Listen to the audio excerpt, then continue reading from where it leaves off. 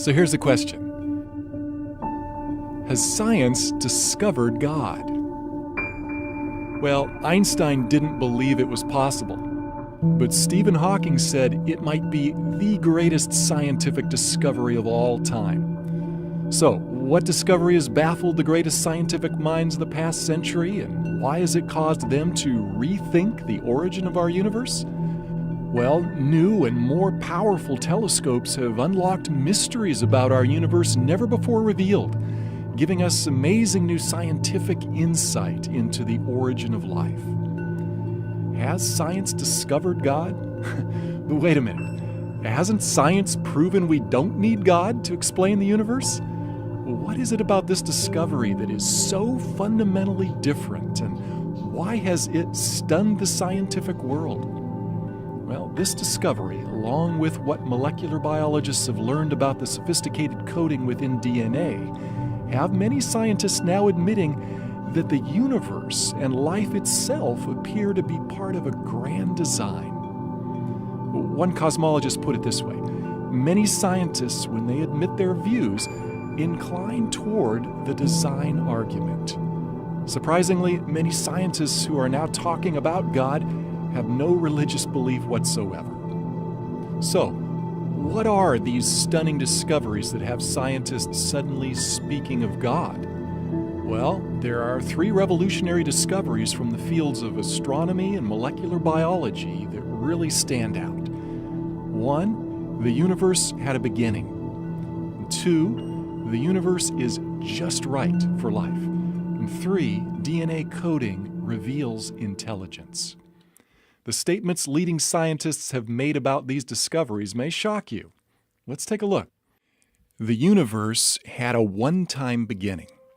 Since the dawn of civilization, man has gazed in awe at the stars, wondering what they are and how they got there. Although on a clear night the unaided human eye can see only about 6,000 stars, Hubble and other powerful telescopes reveal there are a billion trillion stars clustered in over 100 billion galaxies. In fact, our sun is like one grain of sand amidst the world's beaches. But prior to the 20th century, the majority of scientists believed our own Milky Way galaxy was the entire universe, and that only about 100 million stars existed. Most scientists of the past believed that our universe never had a beginning. They believed that mass, space, and energy that compose our entire universe had always existed. But in the early 20th century, astronomer Edwin Hubble discovered that the universe is expanding.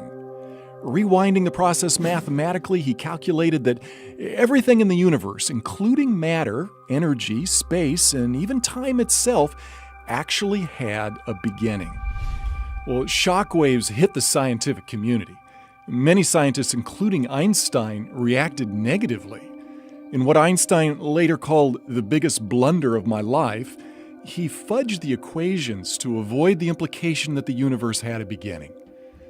Well, perhaps the most vocal adversary of the idea that the universe had a beginning was British astronomer Sir Frederick Hoyle, who sarcastically nicknamed the creation event a Big Bang. He stubbornly held to his steady-state theory that the universe had always existed. Well, so did Einstein and other scientists until the evidence for a beginning became overwhelming. The logical conclusion was like the proverbial elephant in the room, namely that something or someone beyond scientific investigation must have started it all. Then finally, in 1992, the COBE satellite experiments proved that the universe really did have a one-time beginning in an incredible flash of light and energy. Although some scientists called it the moment of creation, most preferred referring to it as the Big Bang. Astronomer Robert Jastrow tries to help us imagine how it all began. The picture suggests the explosion of a cosmic hydrogen bomb. The instant in which the cosmic bomb exploded marked the birth of the universe. So the conclusion is, everything in the universe came from nothing. Science is unable to tell us what or who caused the universe to begin, but some believe it clearly points to a creator. British theorist Edward Milne wrote a mathematical treatise on relativity, which concluded by saying, "As to the first cause of the universe, in the context of expansion, that is left to the reader to insert, but our picture is incomplete without him." Another British scientist, Edmund Whittaker, attributed the beginning of our universe to divine will constituting nature from nothingness. Many scientists were struck by the parallel of a one-time creation event from nothing with the biblical creation account in Genesis 1:1. Prior to this discovery, many scientists regard the biblical account of creation from nothing as unscientific. Although he called himself an agnostic, Robert Jastrow was compelled by the evidence to admit, "Now we see how the astronomical evidence leads to a biblical view of the origin of the world." Another similar statement came from agnostic George Smoot, the Nobel Prize-winning scientist in charge of the Kobe experiment. He put it like this: "There is no doubt that a parallel exists between the Big Bang as an event and the Christian notion of creation from nothing." Scientists who used to scoff at the Bible's account of creation are now admitting that the biblical concept of creation from nothing has been right all along. Cosmologists who specialize in the study of the universe and its origins soon realized that a chance cosmic explosion could never bring about life any more than a nuclear bomb would, unless it was precisely engineered to do so. And that meant a designer must have planned it. They began using words like super intellect, creator, and even supreme being to describe this designer. Why is this? Because the universe is finely tuned for life. Physicists calculated that for life to exist, gravity and the other laws of physics that govern our universe needed to be intricately tuned just right, or our universe couldn't exist. For instance, did you know that if the expansion rate of the universe had been slightly weaker, gravity would have pulled all matter back into a big crunch? We're not talking about merely a 1 or 2% reduction in the universe's expansion rate. Stephen Hawking writes, "If the rate of expansion 1 second after the Big Bang had been smaller by even 1 part in 100,000 million, the universe would have recollapsed before it ever reached its present size." Well, on the flip side, if the expansion rate had been a mere fraction greater than it was, well, all galaxies, stars, and planets could never have formed, and we wouldn't be here. And for life to exist, the conditions in our solar system and our own planet also need to be just right. For example, we all realize that without an atmosphere of oxygen, none of us would be able to breathe. And without oxygen, water couldn't exist. Without water, there would be no rainfall for our crops. Other elements such as hydrogen, nitrogen, sodium, carbon, calcium, and phosphorus are also essential for life. But that alone is not all that's needed for life to exist.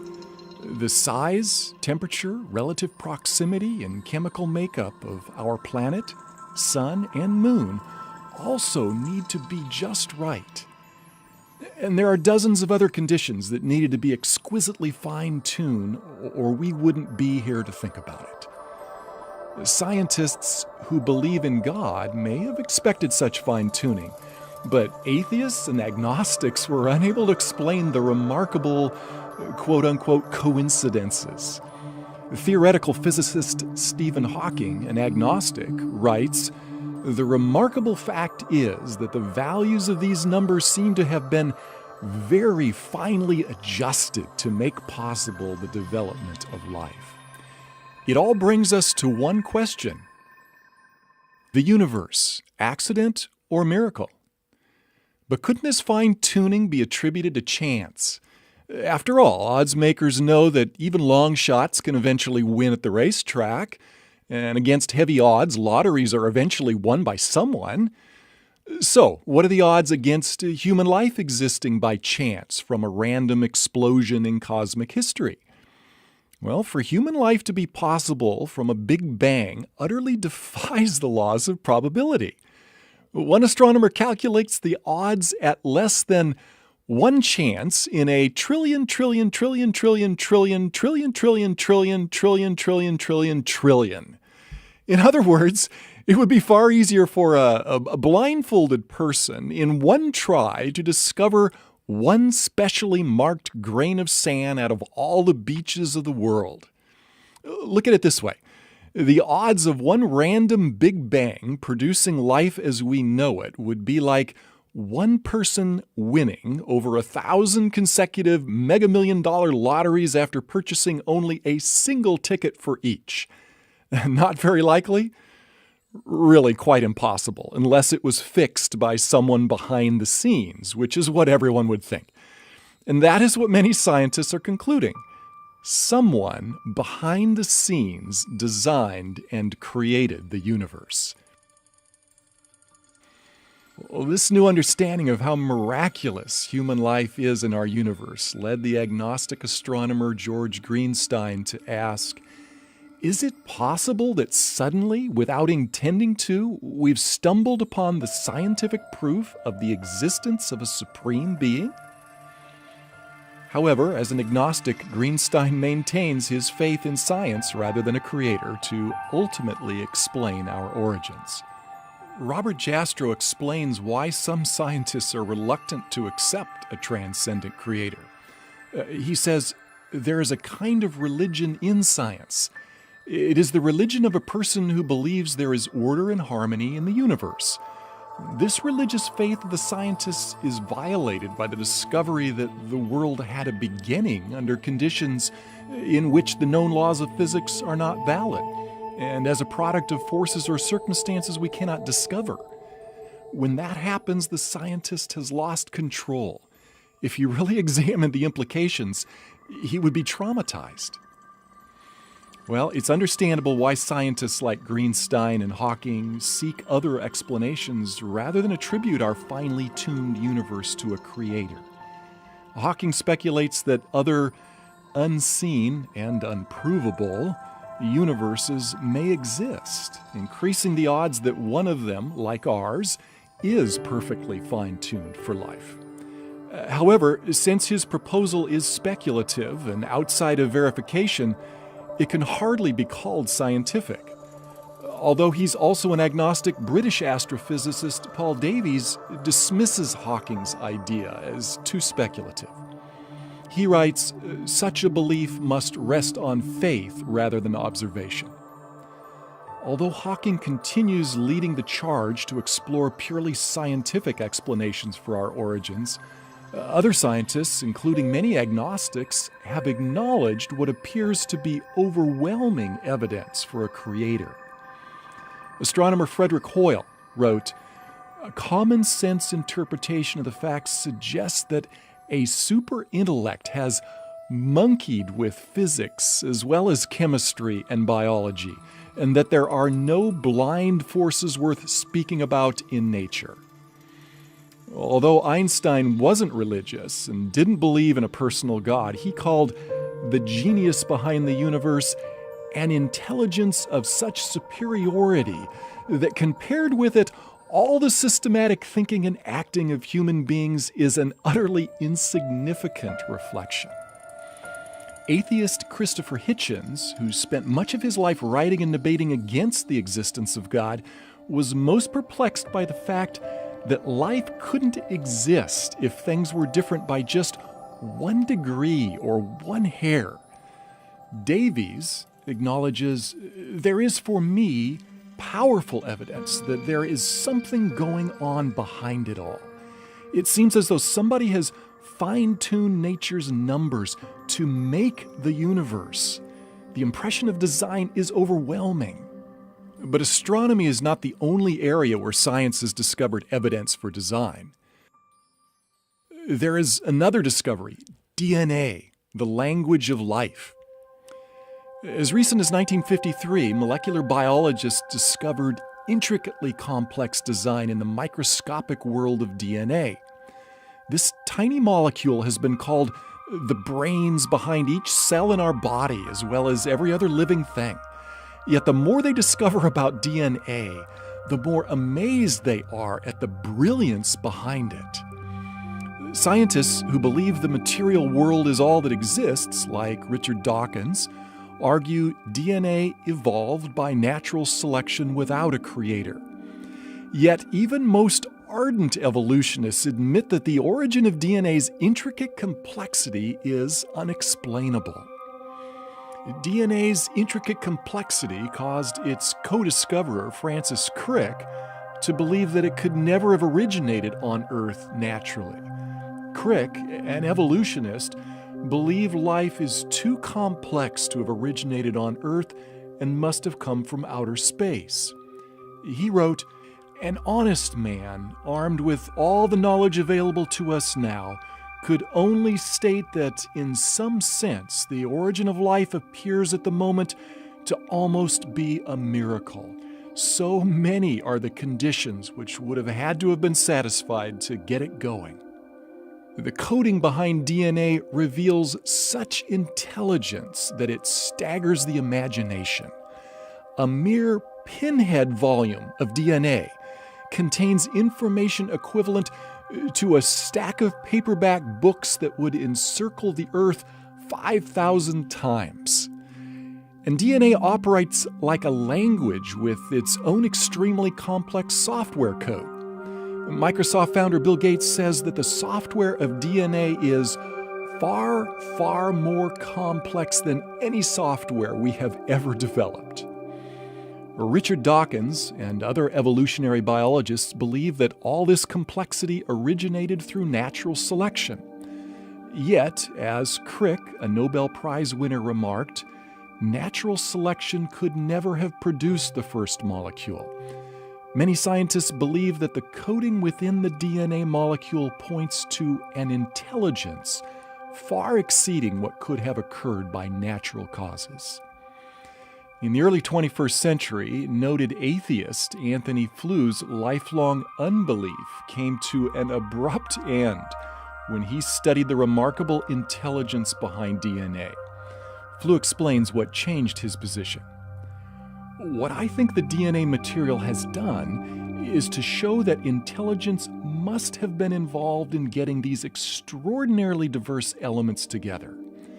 The enormous complexity by which the results were achieved looked to me like the work of intelligence. It now seems to me that the finding of more than 50 years of DNA research have provided materials for a new and enormously powerful argument to design." Although Flou was not a Christian, he admitted that the software behind DNA is far too complex to have originated without a designer. All this scientific evidence leads us to honestly consider that life and the universe have the fingerprints of a creator. Are scientists now convinced that a creator has left his fingerprints on the universe? Although many scientists are still bent on squeezing God out of the universe, most recognize the religious implications of these new discoveries. In his book, The Grand Design, Stephen Hawking, who doesn't believe in a personal God, attempts to explain why the universe doesn't need God. Yet when faced with the evidence, even Hawking has also admitted there must be religious overtones. But I think most scientists prefer to shy away from the religious side of it. As an agnostic, world-renowned astronomer Robert Jastrow had no Christian agenda behind his conclusions. However, he freely acknowledges the compelling case for a creator. He writes of the shock and despair experienced by scientists who thought they had squeezed God out of their world. These are his words. "For the scientist who has lived by his faith in the power of reason, the story ends like a bad dream. He has scaled the mountains of ignorance. He's about to conquer the highest peak. And as he pulls himself over the final rock, he is greeted by a band of theologians who have been sitting there for centuries.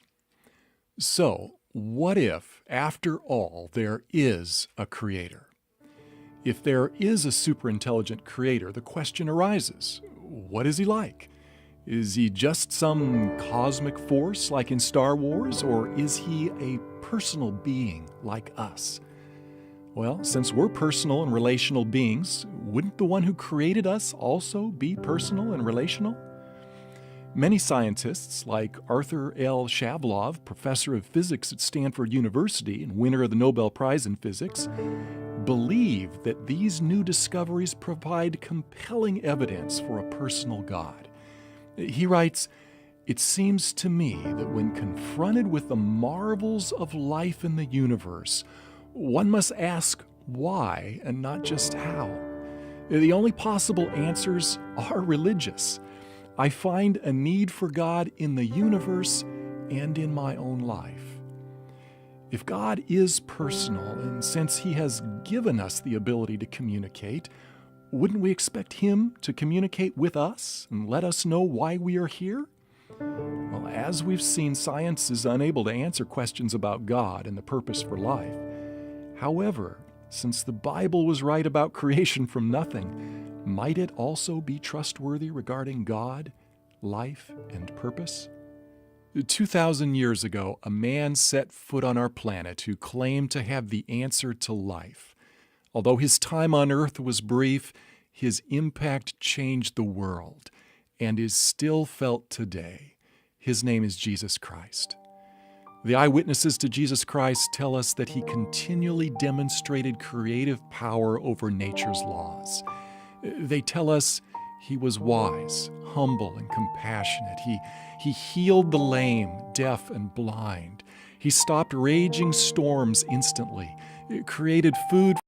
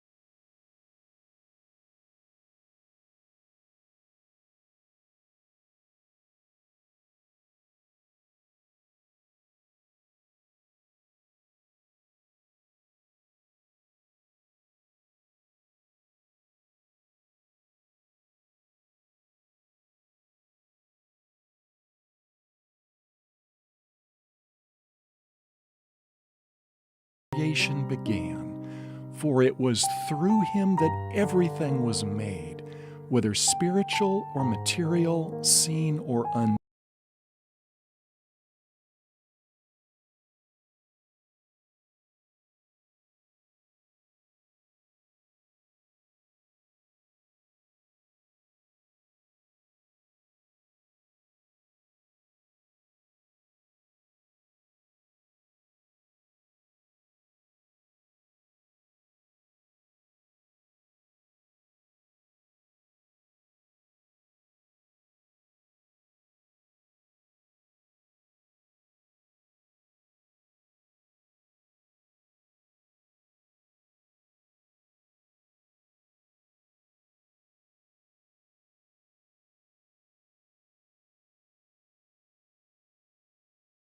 And it was necessary for Him to rise from the dead so that we too could have life after death.